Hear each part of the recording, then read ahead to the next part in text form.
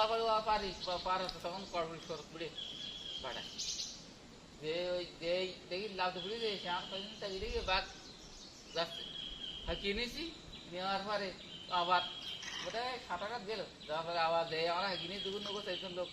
সে আবার ওইবার যে পাতে পুড়ি সেইবার উঠে আবার